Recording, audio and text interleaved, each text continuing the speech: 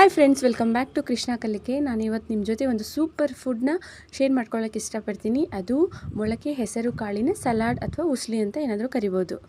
ಬರೀ ಹೆಸರು ಕಾಳಲ್ಲ, ಮೊಳಕೆ ಕಟ್ಟಿದ ಯಾವ ಕಾಳಾದರೂ ಕೂಡ ತುಂಬ ಹೆಲ್ತ್ ಬೆನಿಫಿಟ್ಸ್ ಇದೆ. ಅದರಲ್ಲಿ ಹೇರಳವಾಗಿರುವಂತಹ ಫೈಬರ್ ಕಂಟೆಂಟ್ಸ್ ಮತ್ತು ಕ್ಯಾಲ್ಶಿಯಂ, ವಿಟಮಿನ್ಸ್, ಮಿನರಲ್ಸ್ ತುಂಬ ಇದೆ, ಪ್ರೋಟೀನ್ ಕೂಡ.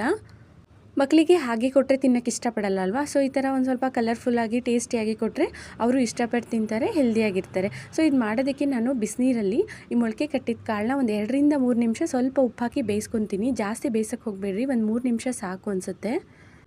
ನಂತರ ಬೇಯಿಸಿದ ಕಾಳನ್ನ ಒಂದು ಕಡೆ ಸೋಸಿಟ್ಕೊಳ್ಳಿ. ವೆಯ್ಟ್ ಲಾಸ್ ಮಾಡಬೇಕಂತ ಅಂದ್ಕೊಂಡಿರೋರು ಈ ಥರ ಲೋ ಕ್ಯಾಲೋರೀಸ್ ಫುಡ್ನ ತಗೋತಾ ಇದ್ದರೆ ಅವ್ರ ವೆಯ್ಟ್ ಲಾಸ್ ಜರ್ನಿಗೂ ಹೆಲ್ಪ್ ಆಗುತ್ತೆ. ನೋಡಿ, ಈಗ ನಾನು ಸೋಸ್ಕೊಂಡಿರೋಂಥ ಕಾಳನ್ನ ಒಂದು ಬಟ್ಲಲ್ಲಿ ಹಾಕೋತಾ ಇದ್ದೀನಿ.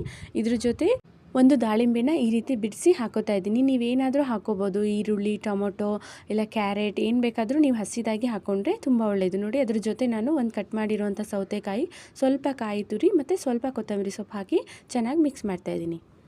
ಇದನ್ನು ನೀವು ಒಗ್ಗರಣೆನಾದರೂ ಹಾಕ್ಕೊಂಡು ತಿನ್ಬೋದು, ಇಲ್ಲ ಹಾಗೆ ಹಸಿದಾಗಿ ಸಲಾಡ್ ರೀತಿ ತಿನ್ಬೋದು, ಚೆನ್ನಾಗಿರುತ್ತೆ. ಯಾವ್ದು ತಿಂದ್ರೂ ಹೆಲ್ದಿ.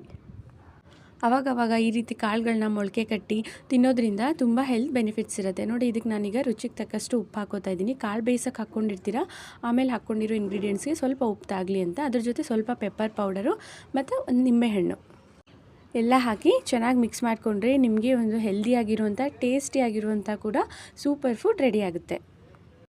ಸಂಜೆ ಟೈಮಲ್ಲಿ ಚಿಕ್ಕ ಹೊಟ್ಟೆ ಹಸಿವು ಅಂತೀವಲ್ವ, ಆ ಥರ ಟೈಮಲ್ಲಿ ಈ ಥರ ಮಾಡಿ ತಿಂದರೆ ತುಂಬ ಚೆನ್ನಾಗಿರುತ್ತೆ ಮತ್ತು ಒಳ್ಳೆ ಹೆಲ್ತ್ ಬೆನಿಫಿಟ್ಸ್ ಕೂಡ ಇರುತ್ತೆ.